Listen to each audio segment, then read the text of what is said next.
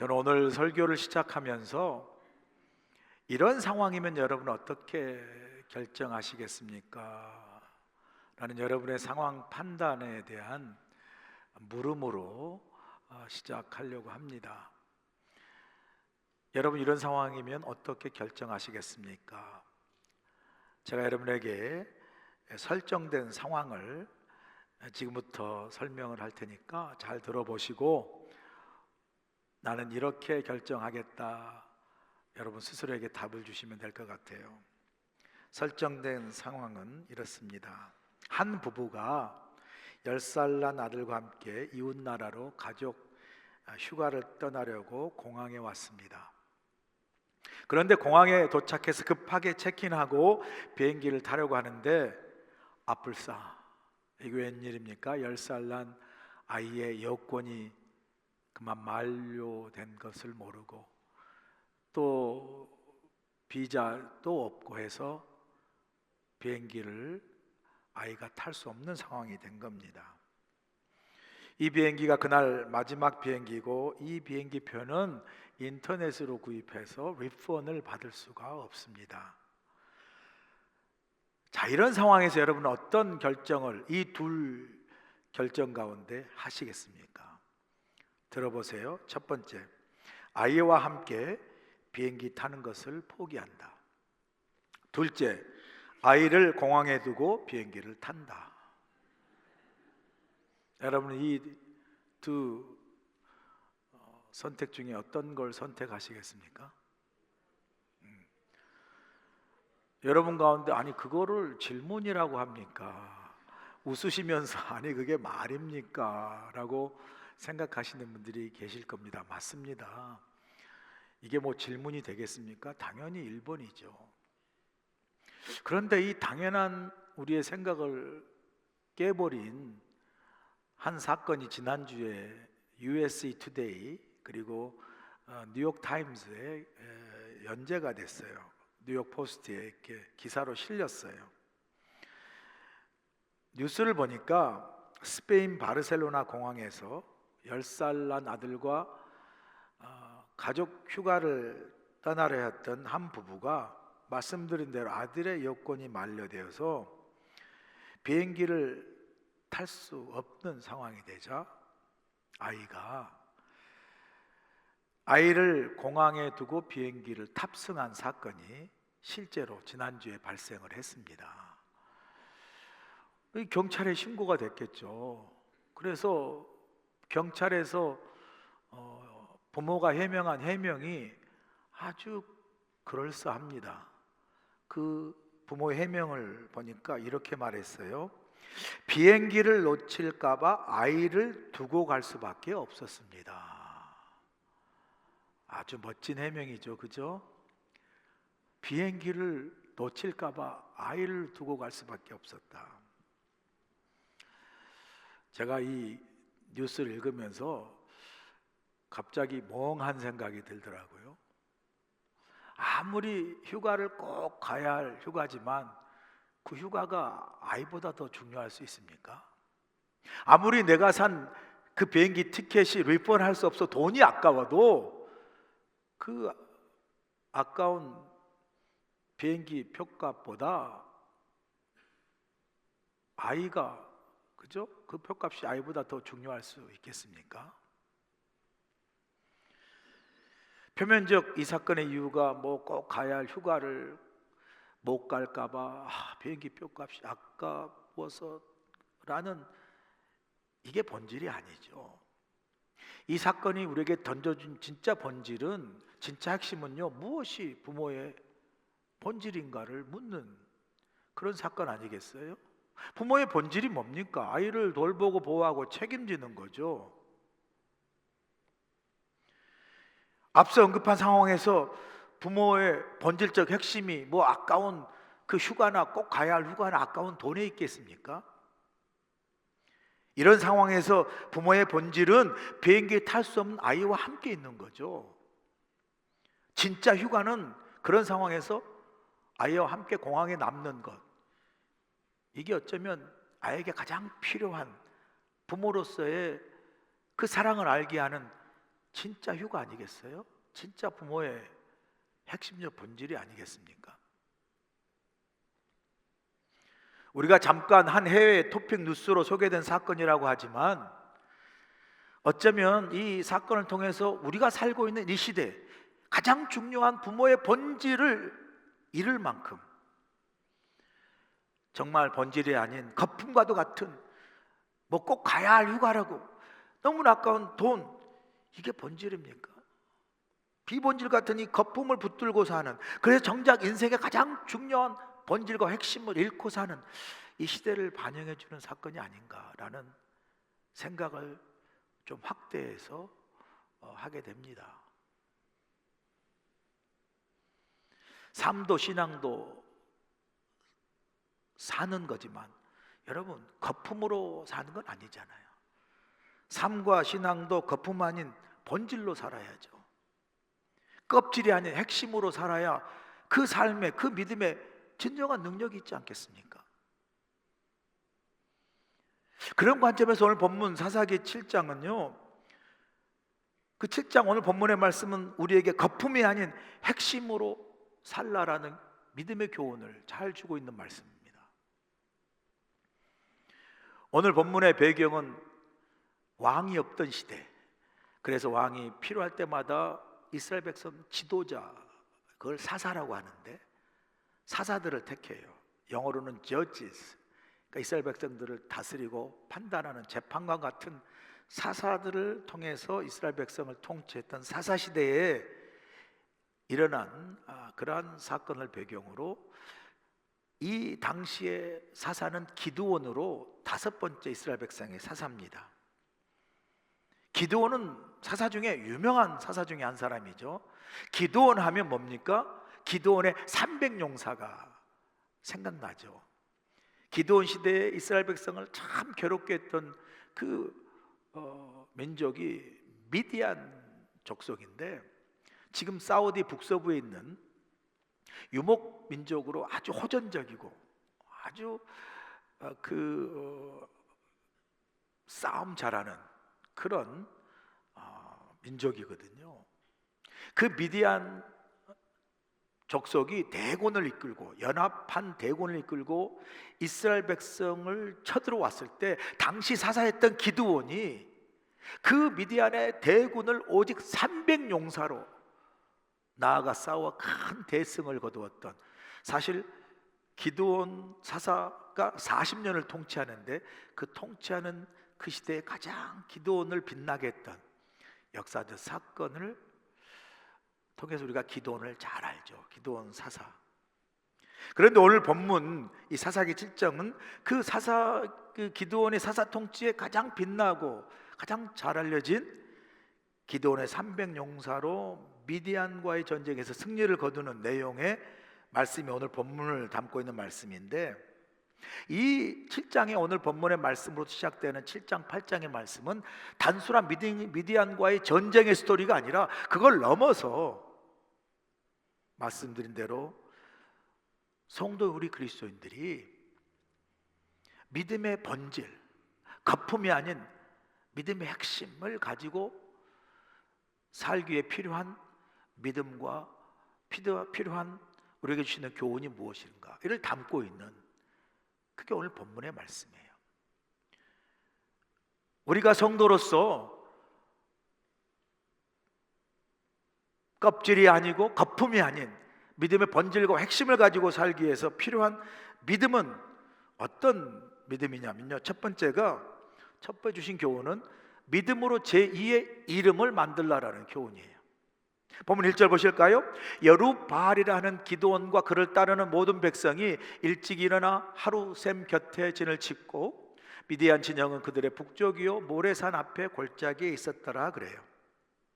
여기 보면 당시 사사인 기드온을 설명하고 기드온이 등장하는데, 그 기드온을 묘사하는 대목이 우리의 눈길을 끌죠. 여기 기드온을 어떻게 소개하고 있습니까? 여룻바알이라 하는 기드온, 이렇게 설명해요. 지금 말씀드린 대로 이 7장과 8장은 기드온 사사 통치의 가장 빛나는 역사적 사건으로 미디안 대군을 대파한 대승을 거둔 그 기드온 사사통치의 하이라이트인데, 그 주인공이 기드온을 그냥 사사 기드온 하고 그렇게 기록하면 훨씬 간단하고 탁 들어오는데, 어떻게 기록하고 있어요? 그 기드온을 여룹바알이라 하는 기드온이라고 기록하고 있어요. 왜 성경은 사사 기드온 하지 않고 거기에 굳이 여룹바알이라는 기드온이라는 그런 기드온의 또 다른 이름을 붙여서 기드온을 소개하고 있을까? 그 이유를 우리는 사사기 6장 32절에 가보면 알 수가 있는데, 6장 32절 보니까 그날에 기드온을 여룹바알이라 불렀으니 이는 그가 바알 제단을 파괴하였으므로 바알이 그와 더불어 다툴 것이라 함이었더라 그래요. 여기 보니까 그날에 기드온이 여룹바알이라는 이름을 얻게 되고 그렇게 불렸다라고 이야기하는데, 그 여룹바알의 이름을 불리게 된 그날에 무슨 일이 있고 무슨 사건이 있었습니까? 그때 보니까 기드온이 가나안 이방신인 바알 제단의 제단을 부셔버리고 파괴하고 그 안에는 또 아사랴 목상을 다 깨버린 그 사건이 있는 그날로부터 기드온은 여룹바알이라는 또 다른 이름을 사람들로부터 불리게 된 거예요.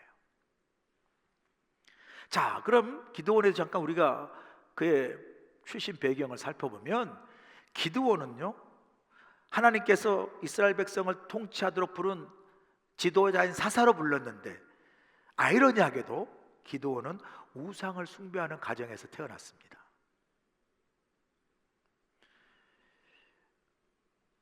하나님이 왜 우상 숭배하는 가정에서 굳이 사사 지도자를 불렀을까? 더 좋은 믿음의 가정으로 부르면 훨씬 좋지 않겠습니까? 그런데 우상 숭배한 가정에서 기드온을 불렀다면 그럴 만한 연유가 있겠죠. 기드온의 아버지는 요아스라는 사람입니다. 요아스인데, 요아스는 이스라엘 12지파 중에 므낫세 지파에 속한 그런 출신의 사람이었는데, 그가 이스라엘 백성이고 지파임에도 불구하고 가나안 이방 우상신인 바알과 아세라를 섬긴 사람이었어요. 하나님 보기에는 진짜 불신, 이방, 아주 불손한, 그렇죠? 어떻게 보면 그런 출신이었죠. 그런데 얼마나 그 요아스인 아버지가 바알과 아세라를 적극적으로 섬겼는지, 그 아버지 요아스는 그 마을에, 그 지역에 바알과 아세라 상을, 우상을 섬기는 모든 그걸 관장하는 총 책임자였다는 거죠. 그 지역에 바알과 아세라를 섬기는 산당이 있었는데, 거기서 사람들이 막 이방신에 절하고 제사하고 제물 바치는 그 모든 걸 관장하는 총 책임자라는 거예요. 그러니까 이 기드온의 출신이 얼마나 하나님 보시기에 우상을 섬기는 그런 가정이었다는 거죠. 그런데 그런 가정, 아버지를 둔 기드온에게 하나님 나타나셔가지고, 야, 너 일어나서 밤에 가서 그냥 바알 제단과 아세라 목상을 다 부시고 파괴해버려, 명령을 합니다. 여러분, 하나님 명령했다고 네 알겠습니다 그렇게 가기 쉽습니까? 아버지가 어떤 사람입니까? 그냥 바알과 아세라를 섬기는 사람을 넘어서 그 산당을 관리하고 그 제단과 신상을 총 책임지는 그런 총 책임자인데, 그런 아버지를 거역해서 자기가 가서 그 산당과 제단을 다 부셔버리는 건 그건 절대 쉬운 일이 아니죠. 그런데 성경에 보면 기드온이 그 하나님 명령에 순종해서 밤에 10명의 종들과 함께 그 산당에 가서 바알 제단을 다 부셔버리고 아세라 목상을 다 깨버려요. 다음날 날이 밝았습니다. 사람들이 그 산당에 갔다가 기겁하지 않았겠어요? 자신들이 신으로 모셨던 바알의 제단이 부서지고 아세라 목상인 그 신의 우상인 신인 그 목상이 막 깨지고 목이 잘려나가고 팔이 잘려나가서 그냥 산당에 너부러져 있으면 얼마나 기겁을 했을 거예요. 누가 했을까? 추적 끝에 다름 아닌 그 산당을 총책임진 요아스의 아들 기드온이라는 사실을 사람들이 어떻게 해요? 발견한 거죠. 알아낸 거죠. 메이커 롱스를 숏하면요, 그렇게 기드온이 그냥 바알 제단과 아세라 목상을 다 파괴하고 부셔버린 이후에 사람들은 그에게 여룻바알이라는 또 다른 이름의 별명을 붙여줍니다. 여룻바알이라는 뜻이 뭐예요? 바알과 다투었다, 바알과 싸웠다라는 거예요. 여러분, 바알과 다투었다, 바알과 싸웠다라는 그 여룻바알이라는 그 뜻 안에는 기드온이 바알과 그리고 아세라 그 이방신들 우상과 싸워서 어떻게 이겼다라는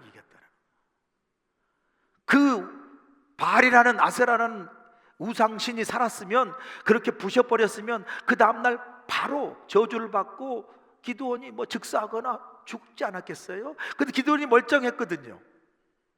그리고 나서 바알과 싸웠는데, 다투었는데 죽지 않고 버젓이 살았으니 그에게 그 일을 명령하신 여호와 하나님만이 오직 살아계신 전능하신 하나님심을 기드온은 그 일을 통해서 모든 사람에게 선포한 거예요. 할렐루야. 여러분, 여룻바알이라는 바알과 다투어서 그리고 이겼다라는 이 여룻바알의 이름은 사실은 기드온이 자신의 믿음으로 말미암아, 사람들이 붙여준 이름으로 자신의 믿음으로 말미암아 그에게 지어진, 그에게 만들어진 또 다른 제2의 이름이에요.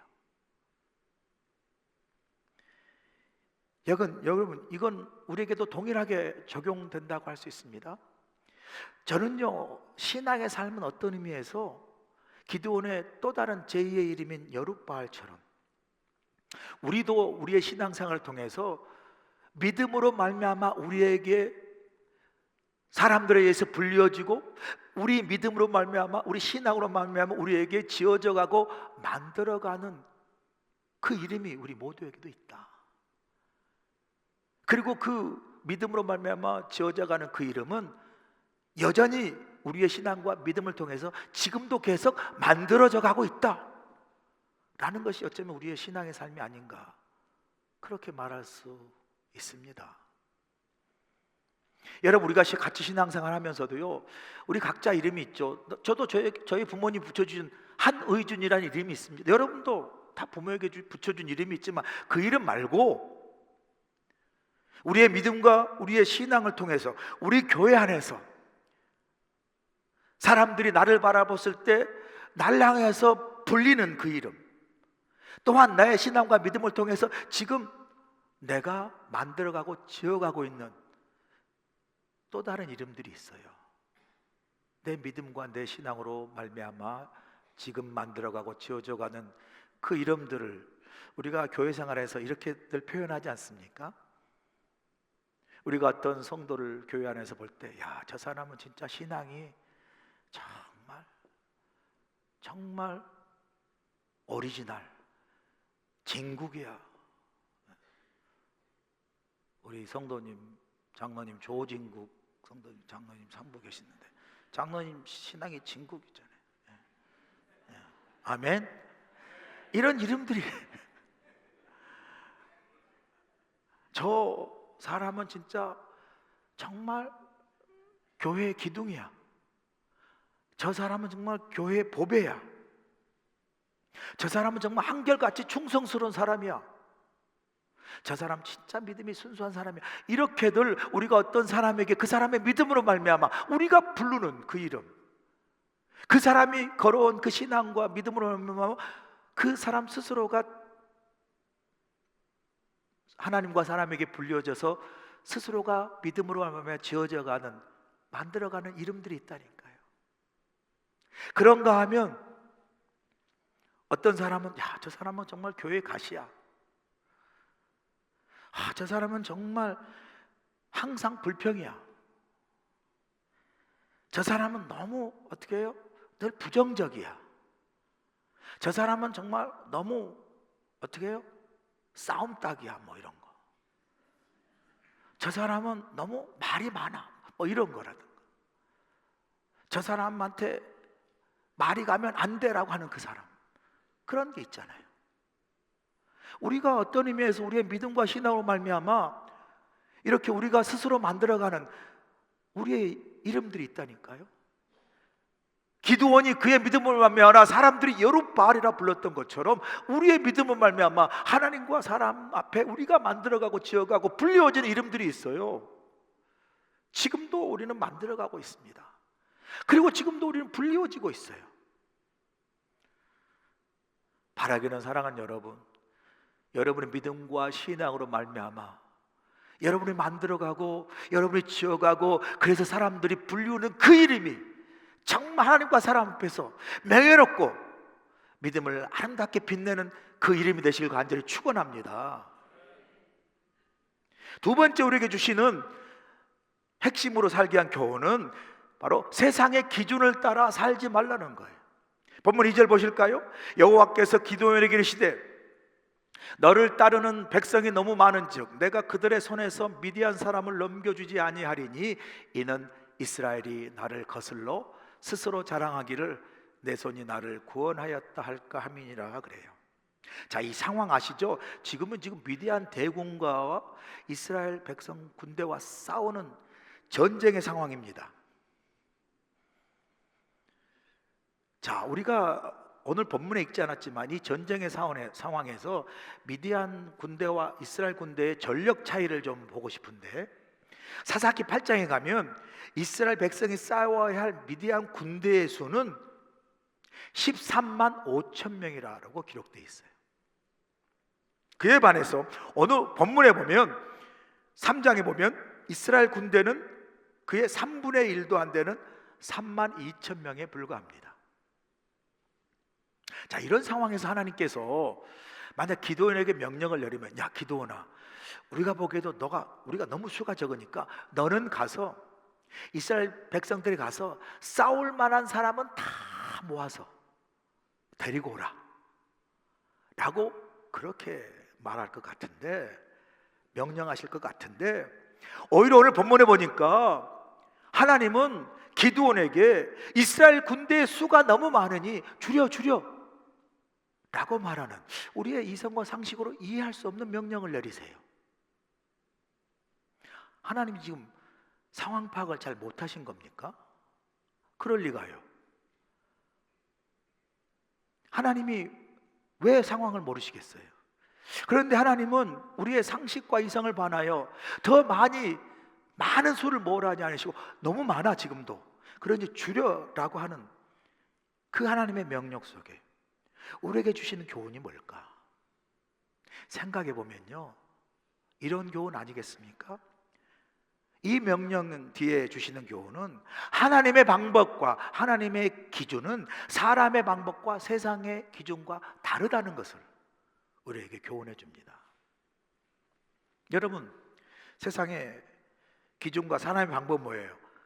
숫자, 그죠? 양, 크기가 세상의 기준에서 작동하는 힘과 능력이잖아요.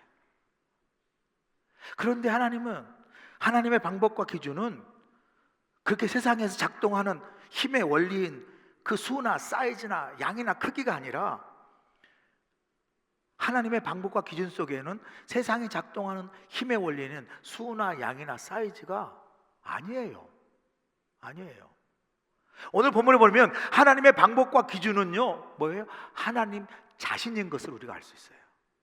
그리고 우리에게 요구하신 하나님의 방법과 기준은 세상의 힘의 원리인 수나 양이나 사이즈가 아니라 하나님을 절대적으로 믿고 신뢰하는 믿음을 하나님께서 요구하시고, 그리고 믿음이 하나님 안에서 작동하는 힘의 원리인 것을 우리가 알 수 있습니다. 그래서 주님도 우리에게 분명하게 말씀하지 않습니까? 마태복음 17장 20절을 보시면 이르시되 너희 믿음이 작은 까닭이니라. 진실로 너희에게 이르노니 만일 너희에게 믿음이 겨자씨 한 알만큼만 있어도 이 산을 명하여 여기서 저기로 옮겨지라 하면 옮겨질 것이요 또 너희가 못할 것이 없으리라 말씀하세요. 여러분, 산을 옮기는 일이 가능합니까? 아니요, 불가능합니다. 그런데 오늘 본문에 보니까, 주님의 말씀 보니까 주님은 가능과 불가능의 여부를 산의 크기나 사이즈로 계산하지 않고 우리의 믿음의 여부를 가지고 계산하는 걸 볼 수 있어요. 가능과 불가능의 여부는 현실에 불가능한 산에 있지 아니하고 하나님을 믿는 우리의 믿음에 있음을 강조합니다. 여러분, 산으로 말할 것 같으면, 산에 비교하면 수로나 양으로나 사이즈로도 비교할 수 없는 것, 어떻게 비교가 되겠어요? 그 작은 겨자씨 한 알, 이게 지금 산 앞에 수로, 양으로, 사이즈로 비교가 됩니까? 그런데 주님은 산에 비교하면 수로나 양으로나 사이즈로 비교할 수 없는 너무나 작은 겨자씨 한 알만큼의 믿음만 있어도 산을 옮길 수 있다고 말을 하거든요. 주님에게 필요한 것은 산의 크기, 사이즈가 아니라 우리의 믿음이 필요하시다. 주님을 향한 우리의 믿음의 사이즈를 요구하세요. 만약 우리가 산의 크기와 그 사이즈로 계산하면 산을 옮기려면 우리의 능력이 필요합니다. 저 큰 산을 어떻게 옮기지? 저 거대한 산을 어떻게 옮기지? 우리의 능력이 필요하지만, 우리가 믿음의 사이즈로 혹은 믿음의 크기로 계산하면 우리에게 필요한 것은 하나님의 능력만 필요해요. 할렐루야. 하나님의 능력만 필요한 거예요. 산의 크기와 사이즈로 보면 나는 할 수 없지만 믿음의 크기와 사이즈로 보면 전능하신 하나님은 능히 그 산을 옮길 수 있다라고 말씀하는 거예요. 그래서 주님은 우리에게 분명히 말씀하지 않습니까? 마가복음 9장 23절 보면 예수께서 이르시되 할 수 있거든이 무슨 말이냐? 믿는 자에게는 능치 못할 일이 없느니라 하시니라. 할렐루야. 이게 하나님의 방법과 기준으로 말씀하신 하나님의 힘의 원리예요. 능력의 원리예요. 뭐예요? 믿음이라는 겁니다. 그런데 안타까운 것은 이렇게 우리가 설교하고 선포하고 들으면서도 이 하나님의 방법과 하나님의 크기 믿음보다 세상이 요구하고 세상이 제시하는 기준인 수나 양이나 사이즈에 우리가 어쩌면 매달려 있는 그런 우리 모습을 볼 때가 참 교회 안에서 많습니다. 목사님 그게 되겠어요? 목사님 우리 못합니다.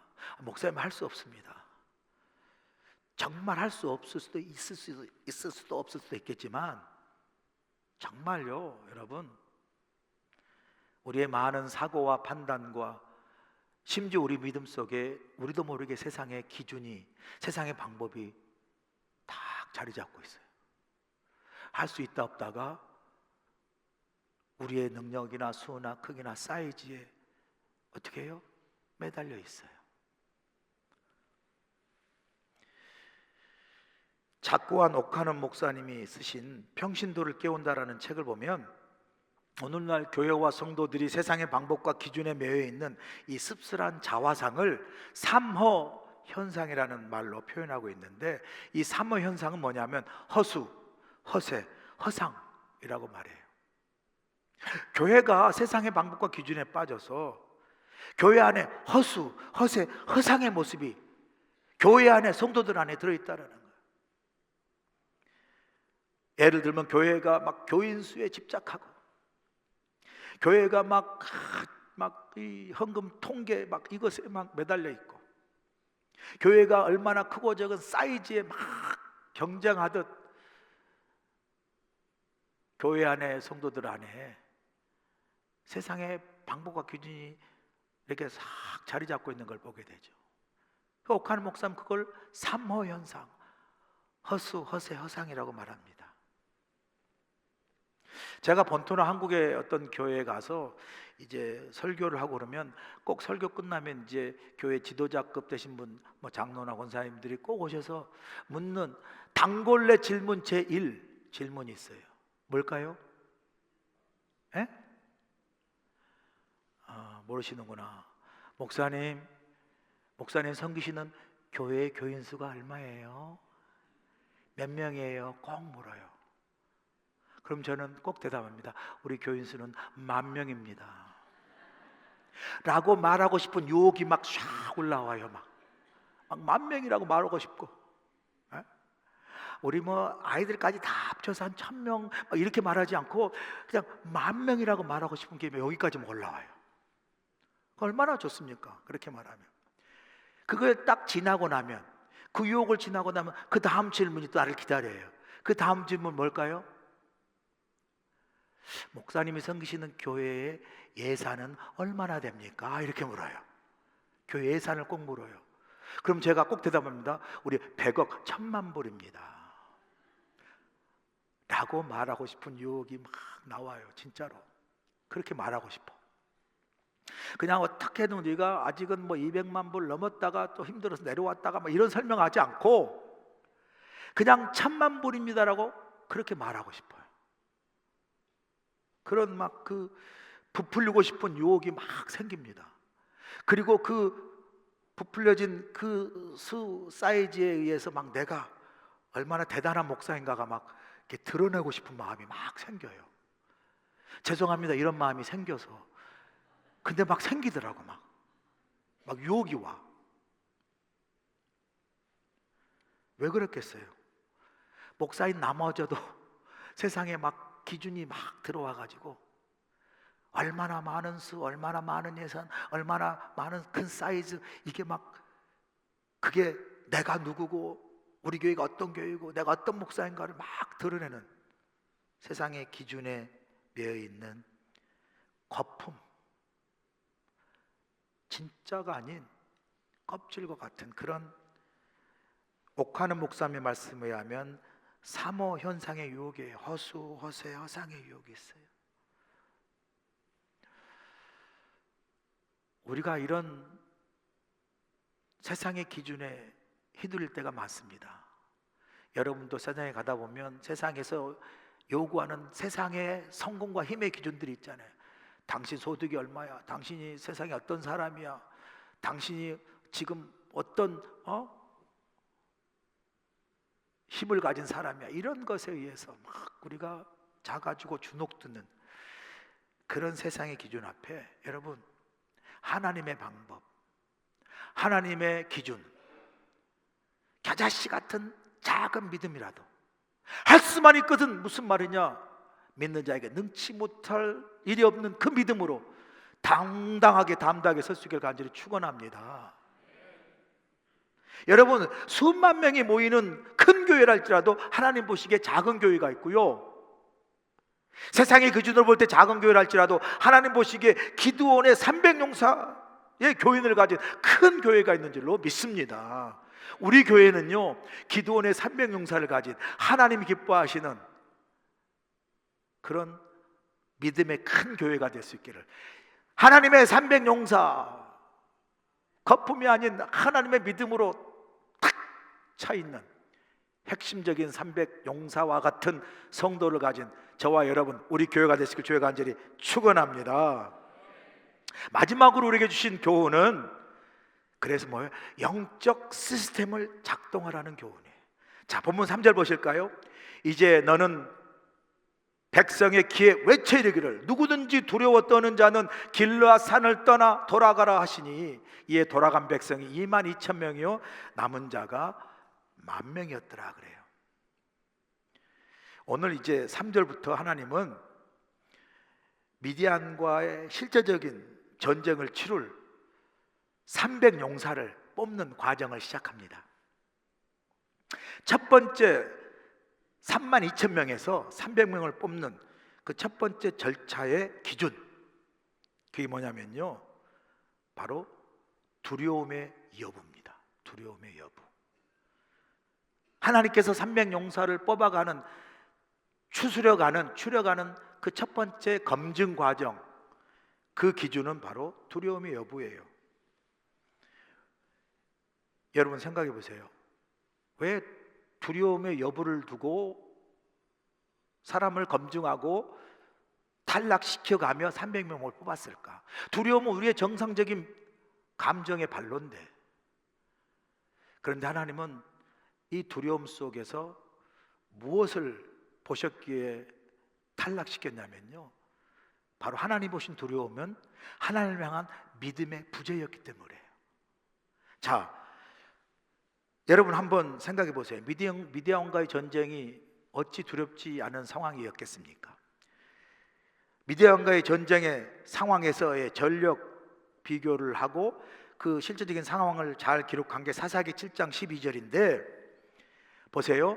미디안과 아말렉과 동방의 모든 사람들이 골짜기에 누웠는데 메뚜기의 많은 수와 같고 그들의 낙타의 수가 많아 해변에 모래가 많음 같은지라 그래요. 지금 이스라엘을 쳐들어온 미디안 족속의 군대는 연합군이죠. 아말렉도 있고 동방의 군사들까지 연합해서 그들이 가나안 땅에 들어와 쳐들어오는데 그들의 수가 막 골짜기에 가득 누워있는 병사 같고 그들의 말과 낙타의 수는 바다의 모래처럼 수없이 많은 거예요. 그런 그 미디안 군대에 비해 32,000명은 뭐 오합지졸 같은 거 아니겠어요? 숫자적으로도 비교할 수가 없죠. 그러니 어찌 두렵지 않았겠어요? 그런데 하나님은 이 두려움, 그런 전쟁의 위기의 상황 속에서 어떻게 말씀하냐면요, 신명기 20장 1절에 보시면 전쟁을 앞둔 백성들에게 하나님이 우리가 가져야 할 자세를 이야기합니다. 보세요. 내가 나가서 적군과 싸우려 할 때 말과 병거와 백성이 너보다 많음을 볼지라도 그들을 두려워하지 말라. 애굽 땅에서 너를 인도하여 내신 내 하나님 여호와께서 너와 함께 하시느니라. 할렐루야. 얼마나 귀한 말씀이세요. 하나님은 그 미디안 족속의 그 연합군 앞에 두려워 떠는 사람에게 말합니다. 두려워 떠는 자는 길르앗 산을 떠나 집으로 돌아가라. 그래서 실제적으로 22,000명이 떠나고요, 10,000명이 일단 남습니다. 자, 묻고 싶어요. 돌아간 22,000명은 겁이 많은 사람이고 남은 10,000명은 겁이 없는 사람이에요? 그게 차이입니까? 저는 아니라고 생각해요. 떠나간 22,000명도 겁이 많았을 거고 남은 10,000명도 여러분 겁이 왜 없었겠습니까? 그래서 떠나고 남은 사람이 뭐 두려움의 크고 작음의 여부가 아니라 진짜 남고 떠나는 그 갈림길을 가르는 실제적인 결정적인 이유는요, 그 사람들 안에 믿음이 제대로 작동하느냐 작동하지 않느냐, 다른 말하면 영적 시스템이 제대로 작동하느냐, 그 여부에 달려 있어요. 그걸 잘 보여주는 게 여러분 10명의 정탐꾼이 정탐하고 돌아온 민수기 말씀을 보시면 바로 가나안 땅을 앞에 두고 하나님의 12지파의 지도자된 12명을 정탐꾼으로 뽑아 정탐하고 돌아와 보고하라 합니다. 그런데 그 보고가 두 가지로 극명하게 갈리죠. 10명의 보고를 보면 자신들의 상황에 대해서 악평을 해요. 민수기 13장 보시면 32, 30절 보면 이스라엘 자손 앞에서 그 정탐한 땅을 악평하여 이르되 우리가 두루 다니며 정탐한 땅은 그 거주민을 삼기는 땅이요 거기서 본 모든 백성은 신장이 장대한 자들이며 그래요. 무슨 말입니까? 우리는 아무리 봐도 저 어마어마한 거인들과 그들이 가진 큰 무기와 산성을 이길 수 없어. 우리 가나안 땅에 못 가. 이제 끝이야. 우리 그냥 죽을 수밖에 없는 메뚜기 같아. 절망하는 거예요. 그런가 하면 또 다른 여호수아와 갈렙의 동일한 상황을 보고 온 그 보고가 어떻습니까? 민수기 14장 9절에 보시면 다만 여호와를 거역하지 말라, 또 그 땅 백성을 두려워하지 말라. 그들은 우리의 먹이라. 그들의 보호자는 그들에게서 떠났고 여호와는 우리와 함께 하시느니라. 그들을 두려워하지 말라 말씀하세요. 아멘이시죠?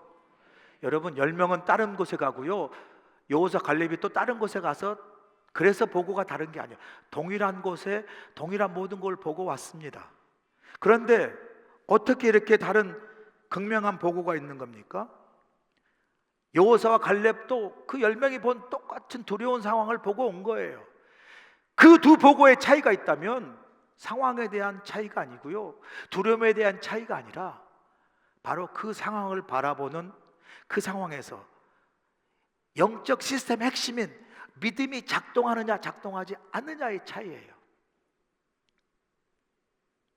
10명의 정탐꾼도 이스라엘 백성의 집하고요, 그리고 이스라엘 백성들의 지도자급입니다. 당연히 하나님을 믿는 믿음을 가진 사람이에요. 그런데 정작 가장 믿음이 필요할 때 믿음이 작동되지 않는, 그 믿음이 고장나고 그 영적 시스템이 고장난 거예요. 그들의 보고를 보면요, 다 있어요. 거인도 있고 뭐 무기도 있고 산성도 있고 다 하지만 제일 영적 시스템에 가장 중요한 믿음의 본질은 하나님이 빠져 있어요. 하나님이 없어요. 그런데 여호수아와 갈렙은요, 그 모든 상황 속에서 그들의 자손이 뭐 거인이고 그들의 뭐 산이 높고 그 말이 없어요. 그걸 그냥 하나님이 우리와 함께 하시면 그 상황에서 가장 그의 믿음의 영적 핵심은 하나님만 언급되고 있어요. 하나님만. 사랑하는 여러분, 우리 삶에 힘들고 어려운 일들이 많습니다. 우리 교회적으로도 지금 기도해야 할 서상복 장로님의 그 회복을 위해 기도하는 큰 도전이 우리 앞에 있습니다. 오늘 일부 예배를 끝나고 나니까 어떤 성도님이 오셔가지고 지난주에 본인이 있었던 그 삶의 큰 도전 앞에 두려워하는 모습으로 저와 상담을 하였습니다. 이 크고 어려운 도전과 크고 어려운 그 고난과 시험 앞에 지금 가장 중요하게 작동해야 될 게 상황이 어떻고 사정이 어떻고 문제가 어떤 게 아니라 바로 이 상황에서 하나님을 신뢰하는 믿음이 역사할 때인 줄로 믿습니다. 믿음이 작동할 때예요. 믿음이. 여러분 혹시 우리 믿음을 한번 점검해 보시죠. 나는 나의 믿음이 제대로 작동하고 있는지. 하나님이 말씀한 영적 시스템은 위기 앞에서 먼저 내가 내게 베푼 은혜를 기억하고, 내가 너와 함께했던 함께하심을 기억하고, 그리고 그 확신한 은혜와 믿음으로 나가 승리하길 원하는 그 믿음, 그 시스템이 우리 안에서 작동되기를 원하신 줄로 믿습니다. 사랑하는 여러분, 담대하십시오. 두려워하지 마십시오. 하나님이 우리 가운데 은혜를 베푸시고 우리와 함께 하셔서 반드시 어떤 위기와 고난 속에서도 승리하게 하실 줄로 믿습니다. 이제는 우리 주 예수 그리스도의 크신 은혜와 우리 하나님 아버지의 무한하신 사랑하심과 성령님의 감화 감동 역사하심이 우리 교회와 우리 모두를 하나님 세상의 기준과 거품 속에 매이지 않게 하시고 오직 하나님을 믿는 전심의 그 믿음과 그 능력으로 세상에 나아가 우리가 하나님의 백성이요 하나님의 능력의 사람임을 증거하고 선포하는 귀한 그리스도의 능력의 삶을 우리 모두가 살아갈 수 있도록 함께하여 주시옵기를 예수님의 귀하시는 받들어 간절히 축원하옵나이다. 아멘. 해외 최초의 한인교회로 하나님의 사명을 감당하고 있는 우리 교회는 120여 년이 지난 오늘까지 굳건하게 이곳에서 자리를 지키고 있습니다. 우리 교회는 하나님의 크신 은혜와 인도하심 가운데 성도들의 끊임없는 기도와 헌신으로 우리에게 맡겨진 사명들을 충성스럽게 감당하고 있으며 모든 감사와 찬양을 올려드리고 있습니다. 성도들의 영적 성장과 양육을 위해 말씀으로 나아가며 청년이든 자녀든 젊은 노인이든 하나님의 꿈을 손에 쥐들고 함께 그 꿈을 이루어나가는 우리 교회 우리 모두가 될 주님을 간절히 축원합니다. 속회 모임, 새가족 클래스, 성경 밑잡기, 커피 브레이크, 러브 인카운터, 1:1 제자 양육, 성경통신 그리고 제자 훈련 등 다양한 프로그램들을 통해 하나님의 말씀을 더욱 깊이 묵상하고 하나님께 더욱 가까이 나아가도록 열심을 다하고 있습니다. 특별히 120주년을 맞은 지난해에는 기념원회 및 바자회, 한미연합성회, 독립운동 사적지 현판 제막식 그리고 교회 다큐멘터리 제작 등 다양한 사역을 통해 하나님의 크신 은혜와 인도하심에 감사하며 모든 영광을 하나님께 올려드리는 복된 한 해였습니다. 경제는 어렵고 힘들지만 온 땅에 복음을 전하기 위한 해외 선교의 열정은 세계 선교대회 이후 더욱 활성화되어서 브라질과 베트남, 필리핀으로 단기 선교를 다녀왔습니다. 단기 선교를 통해 복음을 전하고 하나님의 사랑을 나누는 복된 시간이 되었습니다. 지역을 사랑하며 영혼을 사랑하는 마음으로 매일같이 피켓 전도로 복음을 전하고 있으며 지역을 청소하고 무숙자들에게 음식을 나누면서 이웃 사랑을 몸으로 실천하고 있습니다. 믿지 않는 어린아이와 부모들을 위한 페페아이나와 어하나 그리고 주일학교와 중고등부 한어대학 청년부가 함께 예배하는 차세대 프로그램이 활발하게 운영되고 있으며 대학생 신입생과 재학생들을 위해 풍성한 장학금이 많은 학생들에게 전달됨으로써 지역사회의 나눔의 삶을 계속해서 실천하고 있습니다. 은혜로운 예배를 위해 온 성도들이 한마음 한뜻으로 예배를 드리고 있으며 특별히 1부, 2부, 3부 찬양대와 3부 열린 예배를 위해 찬양팀이 온 마음과 정성을 다해 하나님을 찬양하고 있습니다. 다가올 10년으로 미래의 100년을 준비한다는 캐치프레이즈로 부흥 2030 비전을 선포하고 미래를 준비하는 마음으로 온 성도가 복음으로 변화되어 하와이와 열방에 복음을 전하기 위해 선교적 교회로서의 사명을 다할 것입니다.